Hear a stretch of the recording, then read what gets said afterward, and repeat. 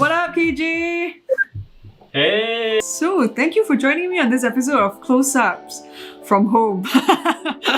I was thinking, why not you share a little bit about what you do? I think what documentary essentially is trying to do is to do justice to the stories that are being portrayed inside, which is why I think ultimately I gravitate towards documentaries, because documentaries seems to convey ideas and beliefs in such a frictionless way. So I came across a few memes and I also thought about you. I'm gonna send you those memes, right? And then you let me know what you think about it, okay? Because since we're on documentaries on Netflix, right? Here's another one. I didn't even need to wait for it to load. I recognize the jacket anywhere. Iconic. For Tiger King, I understand why it's popular, but I can't agree with it in terms of as a documentary storyteller, because I've done some research after the fact, and there were some key fundamental facts that were mentioned inside the documentary that were just not true, which then goes to that point where, but it feels to me, and I recommend this to friends as well, it's like, great, watch it if you want to be entertained, but to be honest, it kind of skews more towards reality television compared to documentaries. Congrats! I heard that you won Best Documentary for NYFA. I'm like, wow. Yeah, that's amazing. amazing. I was so surprised because the deck was stacked so high, the quality was so amazing. But yeah, I'm glad. I'm glad. I'm curious to know if there is any certain point in your documentary that is special to you. Stars may be shrouded by the city lights, but I know what I'm looking for.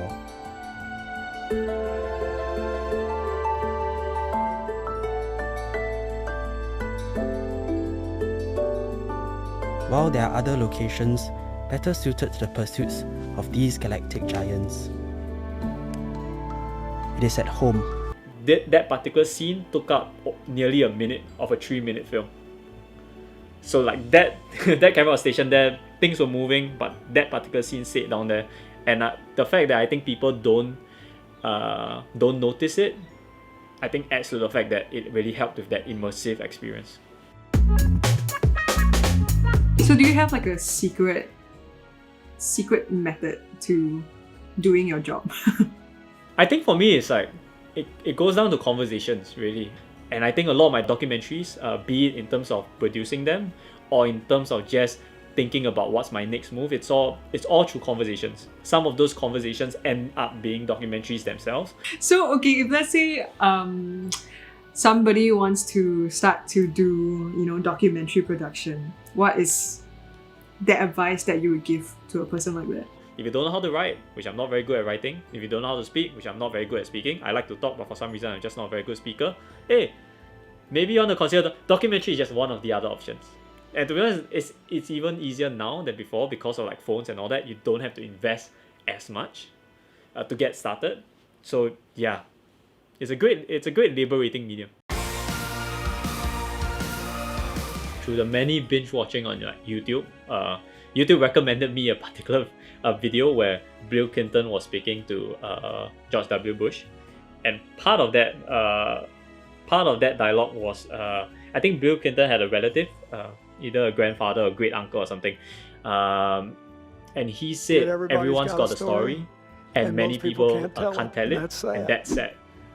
And to be honest, I think that resonates with me a lot. I'm really, really inspired by it. So thank you for joining me on this episode of Close-Ups. And I will talk to you again soon. Yeah, hopefully our next one wouldn't be years away, but I enjoyed this so much. We should definitely do it more often. Yeah? All right. Okay, next time. Bye-bye. Bye.